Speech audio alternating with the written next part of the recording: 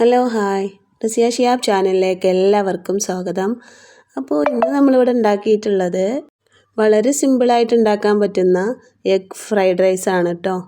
അപ്പോൾ എല്ലാവരും ഒന്ന് ഈ റെസിപ്പി ഉണ്ടാക്കണമെന്ന് സ്കിപ്പ് ചെയ്യാതെ കാണുക കേട്ടോ.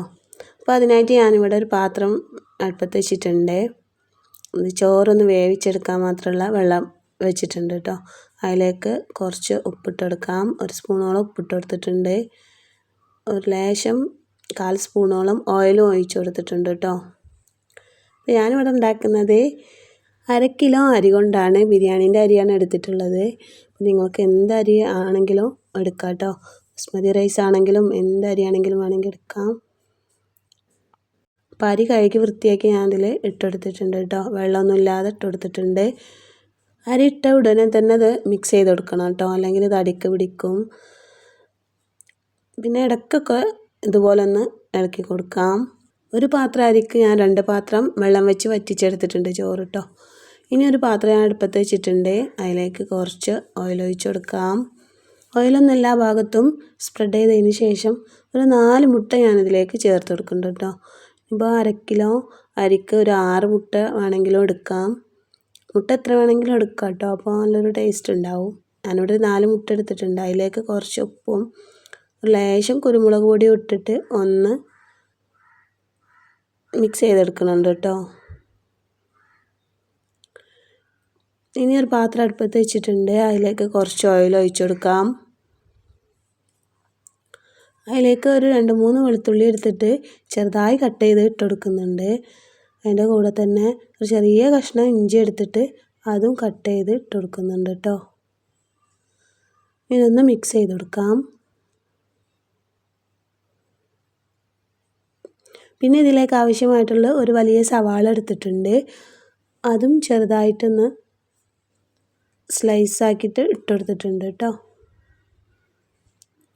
ഇതിലേക്ക് ആവശ്യമായിട്ടുള്ള 2 തക്കാളി എടുത്തിട്ടുണ്ട്. അതും ചെറുതായി കട്ട് ചെയ്തിട്ട് ഇട്ടെടുത്തിട്ടുണ്ട്. ഇതിലേക്ക് ആവശ്യമായിട്ടുള്ളൊരു കഷ്ണം ക്യാപ്സിക്കം ചേർക്കുന്നുണ്ട്. ഒന്ന് മിക്സ് ചെയ്തെടുക്കാം. പിന്നെ ഇതിലേക്ക് ആവശ്യമായിട്ട് ഒരു ചെറിയ കഷ്ണം കാബേജ് സ്ലൈസ് ആക്കിയതും ഇട്ടെടുക്കുന്നുണ്ട് കേട്ടോ. പിന്നെ ഇതിലേക്ക് ആവശ്യമായിട്ട് ഒരു ചെറിയ കഷ്ണം ക്യാരറ്റ് അതുപോലെ തന്നെ ചെറുതായിട്ട് നീളത്തിൽ അരിഞ്ഞെടുത്തിട്ടുണ്ട് കേട്ടോ. അതും ഇട്ടെടുക്കാം. പിന്നെ ഇതിലേക്ക് ആവശ്യമായിട്ടുള്ളത് ഒരു 1-2 ബീൻസ് എടുത്തിട്ട് ചെറുതായി കട്ട് ചെയ്തതും ഇട്ടെടുക്കാം. അപ്പോൾ നമ്മൾ വെജിറ്റബിളൊക്കെ അതിൽ റെഡി ആയിട്ടുണ്ട്. ഇത് 2 മിനിറ്റ് ഒന്ന് ചെറുതായിട്ട് മൂടി കൊടുക്കാം കേട്ടോ. അപ്പോൾ 2 മിനിറ്റ് ആയിട്ടുണ്ട്. ഇതൊന്ന് തുറന്ന് നോക്കാം.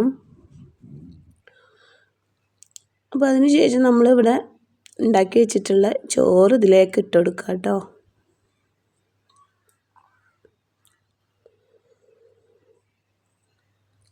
ചോറിട്ടതിന് ശേഷം നമ്മൾ ആദ്യം ഉണ്ടാക്കിയിട്ടുള്ള എഗ്ഗ് മിക്സ് ആക്കിയിട്ടുള്ളത് ഇതിലേക്ക് ഇട്ട് കൊടുക്കാം കേട്ടോ.